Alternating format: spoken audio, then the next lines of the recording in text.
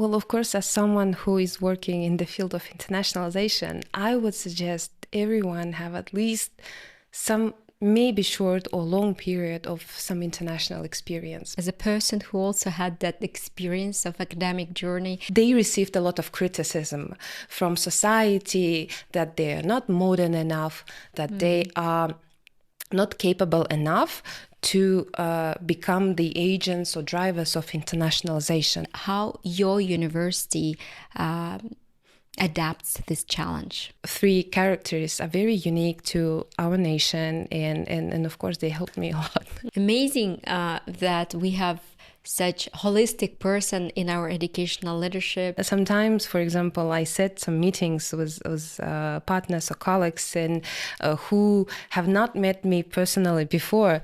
So, and when they see me, sometimes their reaction is that, oh, we expected someone older. I think it was such a brilliant talk. Talking with smart people is even much more better than talking with ChatGPT. Welcome to QI Podcast. I'm your host, Elnura Bakan. Today we are taking you to the academic and leadership journey, and our great guest is Sholpan Tazabek. Good day, Sholpan. Hello, Elnura. Thank you very much for joining me today. Sholpan, she is a leader in the education. She is Vice-Rector of the AlmaU University. By the way, I'm in Almaty today. I'm so excited, really love this city. So, Sholpan, how are you overall? Thank you. I'm very good, and thank you for having me today. Your academic journey is fascinating, and I think that it's a great example for many of us. So you studied in Kazakhstan, you studied abroad. Can you tell me about your educational journey? Thank you. Yes, indeed. I have a very diverse academic background.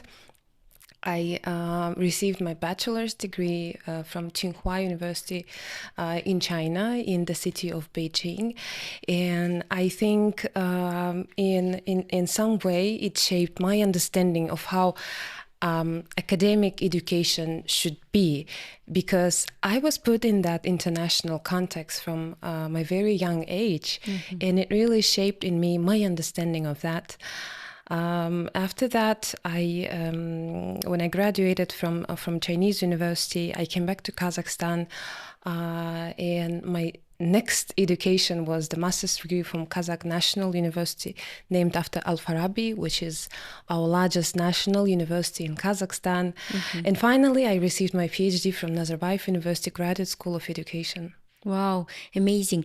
Actually, so we have a common alma mater. You said in Chinese university, so it means that you know some Chinese. I do, but because I don't have a frequent practice of language now, I unfortunately don't use a Chinese language in my professional and personal life so much.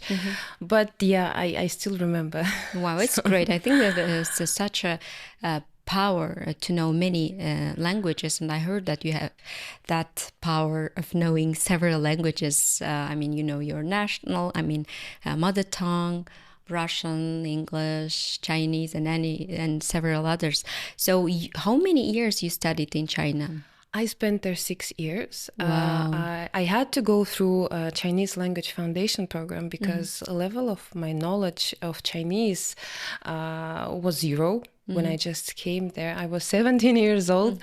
And I think that my parents were very brave to send me, a 17 years old child, to an unfamiliar country with no knowledge of Chinese language.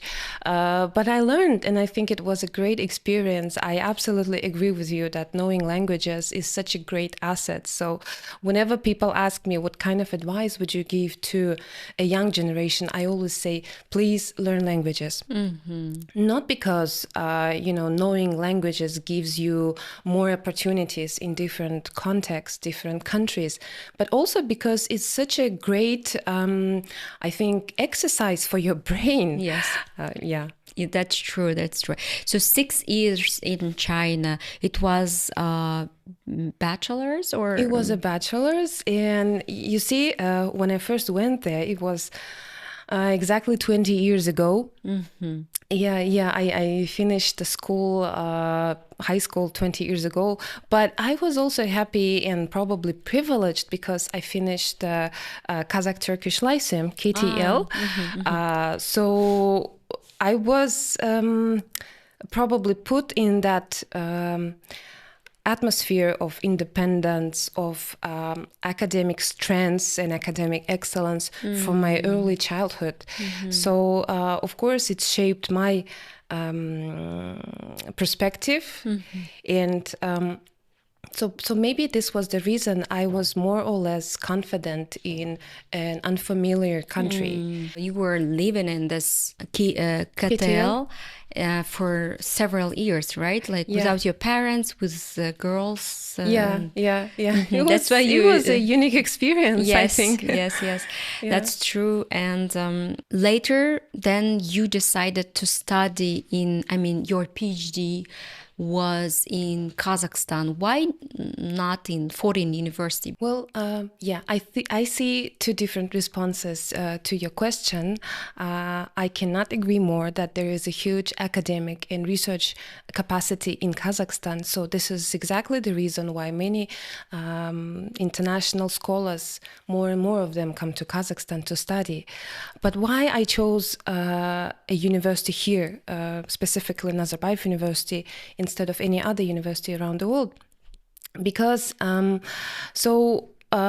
school that I went to for my PhD was the Graduate School of Education.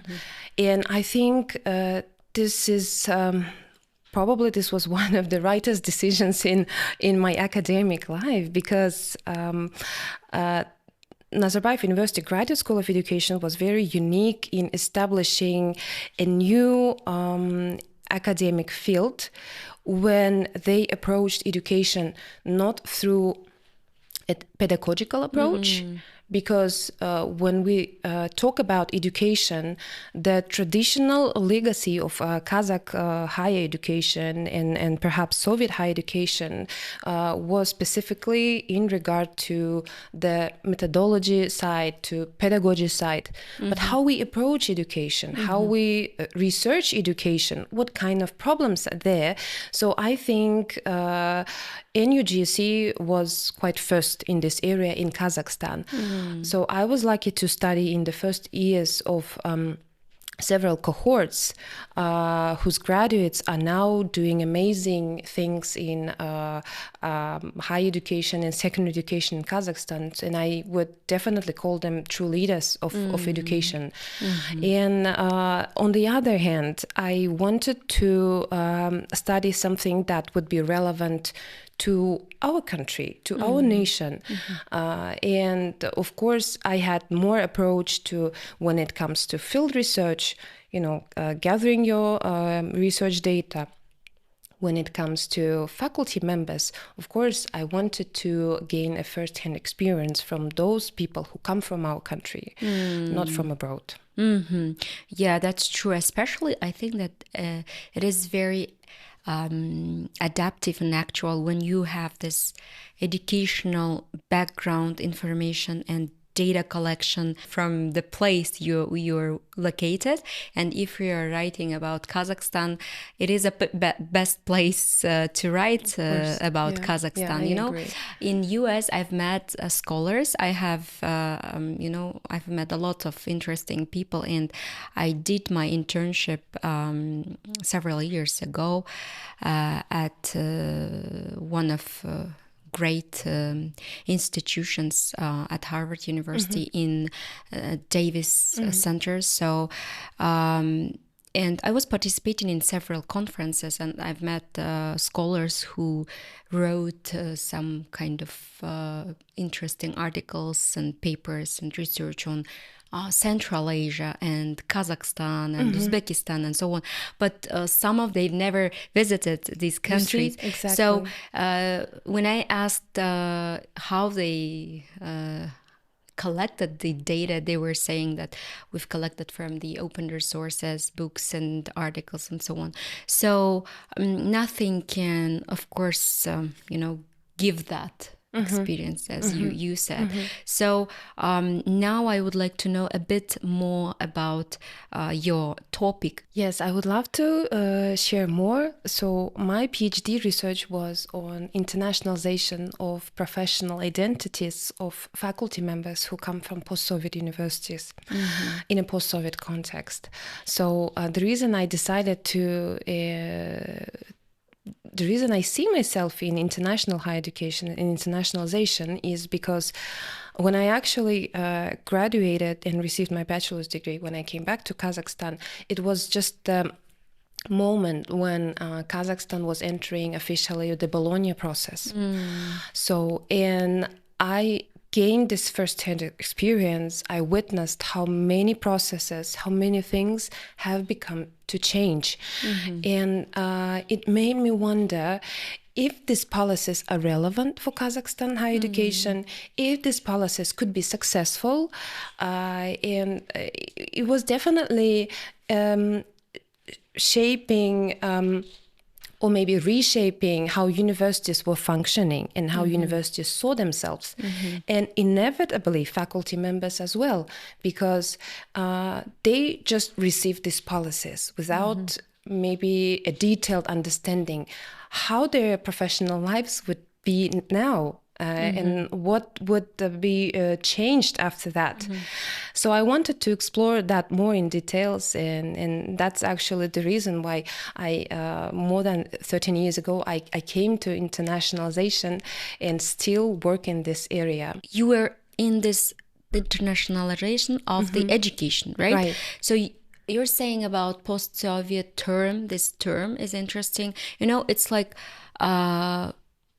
I was like, it is an interesting thing to hear this wording that often, even today, when Soviet Union, it's ended in 1991, and more than 30 years already it's behind. So why we're still using this post-Soviet wording? Yeah, I approach it as the academic term, as the academic terminology. To me, post-Soviet means as something that is happening after. Post basically means after, right? Yes. And if we talk about post-Soviet, then we mean any kind of processes, any kind of things that are happening after that era. Yeah. In this case, Soviet. Well, in my case, because I studied those faculty members whose beginning of their professional journey happened to be in the Soviet period. So I specifically approached their professional experience as post-Soviet because their understanding of their academic career and their profession as faculty members, it was initiated and shaped in the Soviet period. But after that, when we talk about specifically Bologna process or any other international processes that are taking place in higher education since the beginning of 1990s, it is reshaping their understanding of how they see themselves in the profession.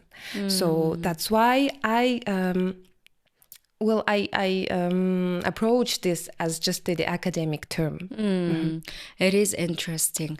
Actually, you are right. So your focus, age focus, because, we are not ageists and so on. But when you are in research, I can understand you that you have to divide this research group for the age groups, right? So your age group was like 50 plus? It was different. I interviewed different categories of people, more younger researchers and faculty members, and middle age and the older age. But what I noticed is that you see, when all this internationalization policies in higher education started to take place, those people who were criticized most for example, not knowing English or not doing some international partnerships or traveling to conferences and so on, were exactly that group of people who survived very, very challenging times in the beginning of 90s, where we saw a lot of people moving from academic profession to other professions. But those who stayed in profession, despite the most difficult period and the most difficult years in academia, who survived these years, and I think they were the most probably engaging people. They received a lot of criticism from society that they are not modern enough, that they are not capable enough to become the agents or drivers of internationalization. So now I have that question. It's very interesting and noticeable fact what you have just highlighted. Bringing some kind of changes, like bringing the necessity of the internationalization, bringing some kind of globalization to the education should be tough, right? Like currently you are working as a vice-rector for the globalization, for the international partnerships and so on. So I can imagine how it can be challenging, but at the same time, we are living in a different times than it was like 30 years ago, when it was very strange to globalize or to do these things. But despite that, I am sure that we had those professors who were traveling around and so on, like bringing some interesting ideas for the research projects. But now, do you have any kind of challenges in your sphere? Oh, of course, because you see, internationalization, first of all, it's about change. It's one of the elements of change-making process. Basically, let's go back to the term itself, internationalization. What does it mean? Internation, meaning just between two nations, for example. But when we talk about this process that involves two or more nations, we are not only talking about some changes that this exchanges can bring, but we are also talking about cultural or academic legacies that each country, in our case, for example, university, might have. So when we want to, the idea of internationalization in the first hand is, of course, about improving the quality or receiving something that your university probably may not have. So, for example, when we do some kind of partnerships with some university in other country, the reason why we do this is because we see something that this university may bring to our students, to our faculty members, something positive, something useful, and so on. But we also, when we talk about exchange, we also need to think what we can give to that partner, what we can give to that university is not about only, receiving one hand, but it's a twofold process. Mutual, it's a beneficial, mutual, of course. There is more and more growing interest in a field that is called critical internationalization research, because traditionally, when we talk about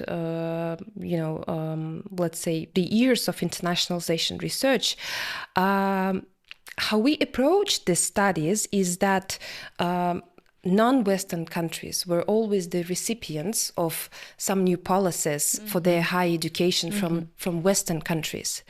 But now we see the growing area of critical internationalization research that emphasizes that not only Western countries should be giving something to the partners, but they also should be receiving that non-Western countries have their own legacies too, have their own traditions, their academic traditions that could be useful or could be interesting to the partner. Very interesting.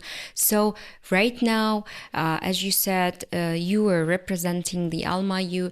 We will talk about overall Kazakhstani globalization and new projects in Kazakhstan and Central Asia. But that would be wonderful to hear from you some interesting details about what kind of international or global or mutual projects with international partners your university may have right now.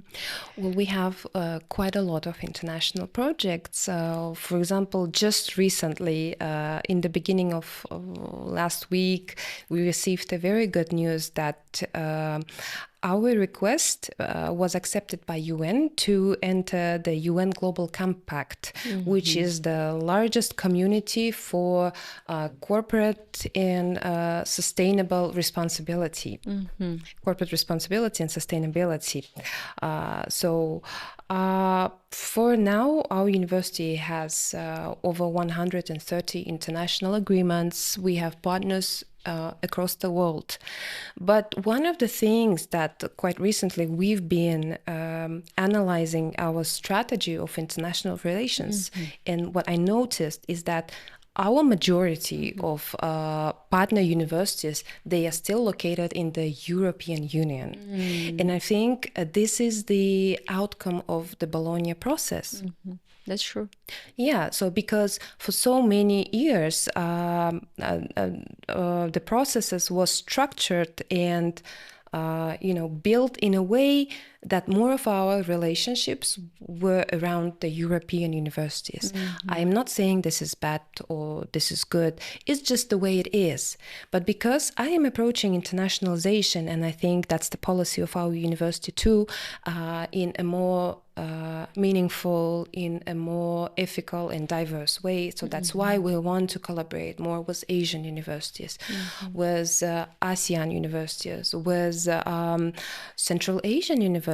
We see that there is such a growing need for our mutual partnerships, for our mutual integration between Central Asian universities, and they are willing to collaborate. So we are open for that. I think that AlmaU is doing actually a great job, and I think that it is the affection and the leadership of your rector, Gulnar Turdalikhaza Kurinkeyeva, who is also an expert in international economy, international relations, and I think that her impact and leadership plays a great role. I'm sure. And I have a question on right now we all of the foreign universities and internationally universities are having transformation, and I think it's a great challenge for not only for people, for humanity, but for the educational system. This technological developments and innovations and AI and all of these ChatGPTs, which writes all of the papers and assignments for students. So what do you think about this, and how your university adapts to this challenge? I think it's on the one hand, yes, it might be a challenge, but on the other hand, it's the opportunity, because this is something inevitable. That AI would come and transform higher education was something expected, that we expected. It's not something that came, unexpectedly, and now we are just thinking, what shall we do? It's just because universities were always the drivers of some changes in society, historically, traditionally. So I think that is the moment for us as university representatives to use this, let's say, challenges or opportunities to transform our education, so that our students would be able to address other challenges in society. So I think it's just how naturally things are going. But one thing that we always emphasize is that no matter what kind of technologies or no matter innovations or AI come to higher education, our goal is to educate responsible citizens that would be able to solve societal and economic changes for their countries. Right now, your university not only adapt this challenge and you're seeing the opportunity, but at the same time you are participating in adapting AI in the higher education in Kazakhstan right now, right? So now my question is about leadership. You are a leader in higher education. I'm not ageist, but you're so young, right? And as I know, a lot of universities, they have, this, a lot of professors. They're usually professors can be in the university, and they should be, of course. They're wise. They're linked to their age, of course, and more aged professors universities may have it. It also bring to the universities some kind of amazing and great vibe of this wise, right? So how it is to be a leader in such a driven university, and how do you find this, like being a leader among these different age groups? Well, I think first of all, I think it's the role of our leadership, because both of our rector and university president and founder, they are so innovative, and they are very driven by the changes they want to make to society in higher education.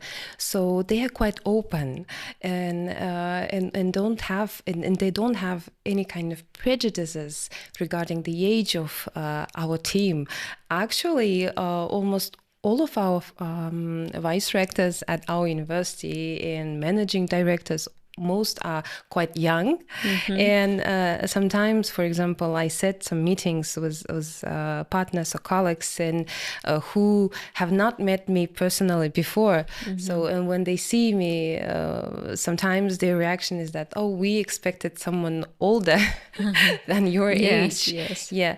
But you see, something that I told to our rector when I entered this position at AlmaU is I said, becoming a vice-rector in such age is not something that I received because I'm successful or because I have this or that experience. It's not more about me, it's more about her being a true leader and seeing this potential in me, or in other young vice-rectors or young colleagues. So it's more about leadership and potential, right? And about trust, I think. It's great that you're having this trust, and I'm sure that you will, and you are doing your best. And so my question now about if you could change, for instance, one thing in Kazakhstan's higher education system, what it would be? I think I would emphasize the importance of liberal arts education. I see that most of our students are not having this experience of reflection and self-reflection in their high school, during their secondary education years. So I think I would suggest our universities would provide them with this experience so that they learn more to reflect on themselves and on their society. The other thing that I would suggest is to not be afraid of the gap year. Actually, this is something common for overseas universities, for overseas school graduates.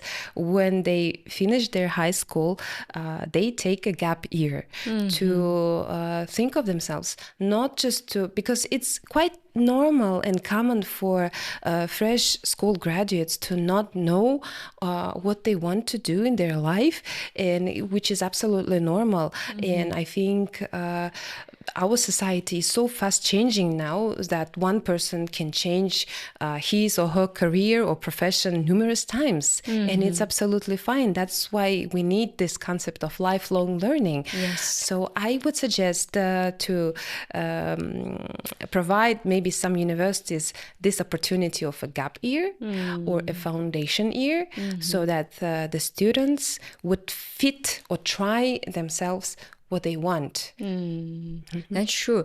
It is a practice, like common practice in US and Europe, and it's, I think, because of our traditional culture, when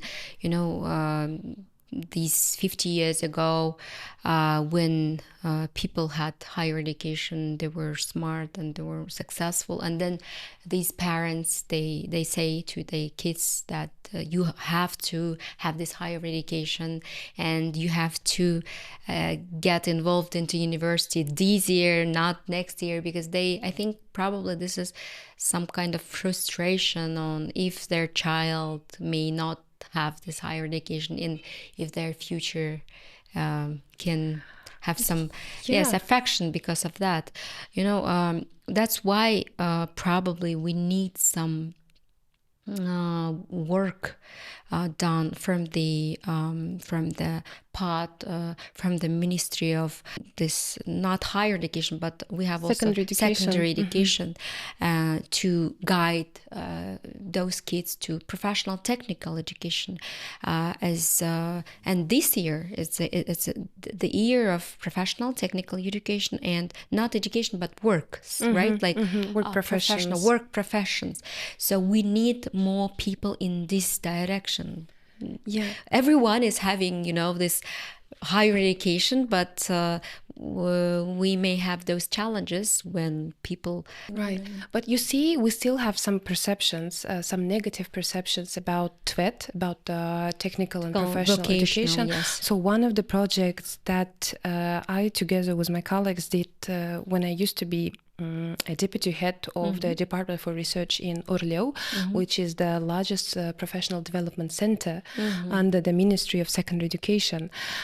We studied perceptions of low-performing students in south of Kazakhstan, and we noticed that those who were underachieving were specifically sent by their schools to colleges, and it was so. I was so surprised to learn that why a school would take this responsibility to decide on the academic journey of that child. Some would even say that he is damaging the reputation of our school, so that's why he should be sent to a college. But on the other hand, when these students began with transformed to colleges and began their studies there, we noticed that their perceptions about themselves started to change. Because you see, when they went to college, no one was putting very strict expectations on them and on their academic performance. So these children started to change and opened up in different ways. For example, some were great musicians, some were attending the theater performances, so they were quite talented. But the thing is that their talent and their personality was measured only by their academic performance in their schools, in secondary schools.